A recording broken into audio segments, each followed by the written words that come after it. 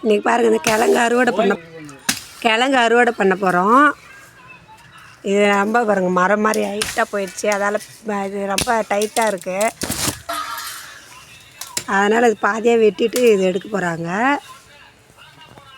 கிழங்கு எவ்வளோ இருக்குதுன்னு பார்க்கலாம் வாங்க. அந்த இன்னும் இதுக்கு முன்னாடி ஒரு செடி இருந்தது கிழங்கு, அது வந்து 4 கிலோ வந்தது. இது பாருங்கள் மரம் மாதிரி வந்துடுது.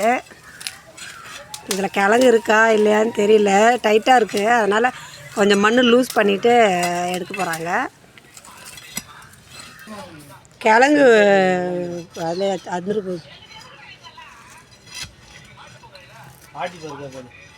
ஆறுனா புட்டுக்கும்பா கிழங்கு. அது உடஞ்சிக்கிச்சுண்ணா அது அங்கே லாஸ்ட்டில் இருக்குது. எப்படியே வை, போர்கிட்டே போடு. செடி இருக்கணுமா?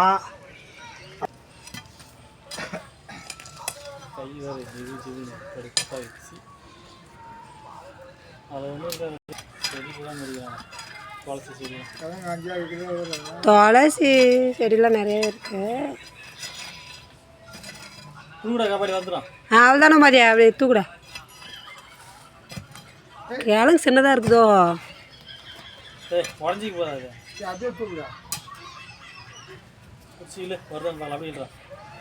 பார்த்து பிடிச்சிக்கு போகுது. இன்னி ஒரு பக்கம் பிடுங்க பண்ணலாம்.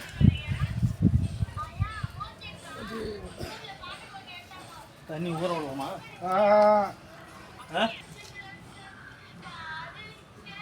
அப்பாவுக்கு சத்து இருக்குது, உங்களுக்கு இல்லை. கிழங்கு மேலே கலெக்ஷன் பிடுங்க வருவேன். கல்லில் கிழங்கு செடி வச்ச அறிவாளி யார்? ஃப்ரெண்ட்ஸ், இதில் நீங்கள் ஒன்று தெரிஞ்சுக்கோங்க. என்னென்னா, இந்த குப்பையை போட்டு நம்ம எவ்வளோ பிளாஸ்டிக் யூஸ் பண்ணுறோம் பாருங்கள். நாங்கள் வாங்கி இப்போ 2 வருஷம் ஆகுது. எவ்வளோ குப்பையை அள்ளி போட்டோம். அப்படியே பாருங்கள், மண்ணுக்கு அடியில் எவ்வளோ குப்பை இருக்குது பாருங்களேன். இது கிழங்கு நல்லா மண்ணாக இருக்கிற இடமா பார்த்து நடுங்க. நீங்கள் யாராவது இது நட்டு வச்சிங்கன்னா, இந்த பிளாஸ்டிக் பாருங்க மக்கவே இல்லை. இதை தயவுசெய்து யாரும் யூஸ் பண்ணாதீங்க. பிளாஸ்டிக்கை தவிருங்க.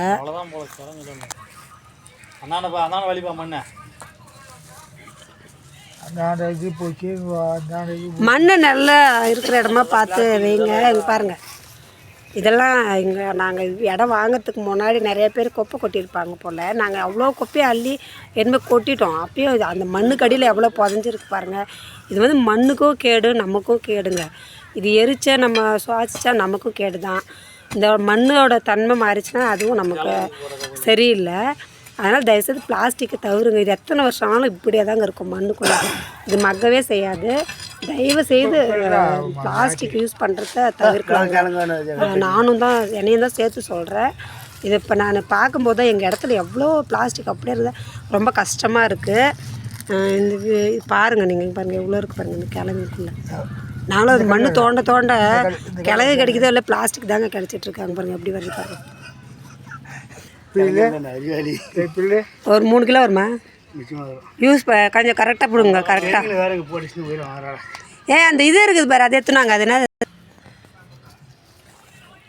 பாருங்க ஃப்ரெண்ட்ஸ், ஒரு கிழங்கும் 1 கிலோ வரும். அவ்வளோ பெரிய கிழங்கு உள்ளே புதஞ்சிருக்கு.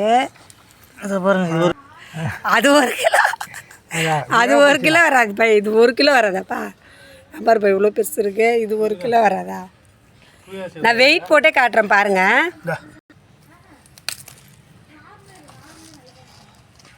இது குச்சி நார் மாதிரி இருக்குதுன்னு நினைக்காதுங்க. ஆனால் இதுதாங்க சாப்பிட்ற கிழங்கு. செம்ம டேஸ்ட்டு பாருங்க, சூப்பராக இருக்கும் இந்த கிழங்கு. என்னோட கூட வாயில் போட்டு பாருங்க. இவர்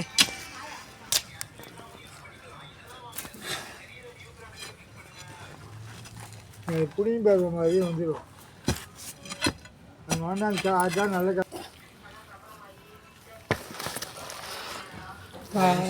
ராட்சத கிழங்கு. ஒன்று வந்துருக்கு, ஒன்று வந்துருக்கு. அதை பார்த்துக்கோங்க ஃப்ரெண்ட்ஸ். நான் எங்களுக்கு ஒரு செடிக்கு எவ்வளோ கிழங்குன்னு. அது அன்றைக்கி எடுத்தது 4 கிலோனா இது அதை விட அதிகமாகவே வரும். ஏன்னா ரொம்ப பெரிய பெரிய கிழங்குலாம் கிடச்சிருக்குங்க பாருங்கள். இதில் நிறைய கிழங்கு 3 இது 4 இதெல்லாம் புட்டுன்னு போயிடுச்சு. அதை தோண்டி எடுத்துகிட்ருக்காங்க. இந்த 2 செடிக்கே இவ்வளோ கிழங்கு கிடச்சிருக்கு பாருங்கள். இது சாப்பிட்ற கிழங்கு சொன்னாங்க. அது நமக்கு இது நார் மாதிரியே இருக்கும் பார்த்தா. நம்ம கிழங்கு முத்திடுச்சுனா இது வெந்தது கொஞ்ச நேரத்தில் வெந்துடுதுங்க, ஒரே விசில் தான். டேஸ்ட்டும் சூப்பராக இருக்குது. நீங்கள் இந்த கிழங்க வாங்கி நட்டு பாருங்கள். நல்ல மண் நிறையா இருக்கிற இடமா பார்த்து வைங்க, கல் இருக்கிற இடமா வைக்காதீங்க. அவ்வளோ ஃப்ரெண்ட்ஸ், இந்த வீடியோ உங்களுக்கு பிடிச்சிருக்கான்னு சொல்லுங்கள், கமெண்ட் பண்ணுங்கள், லைக் பண்ணுங்கள், ஷேர் பண்ணுங்கள் ஃப்ரெண்ட்ஸ்.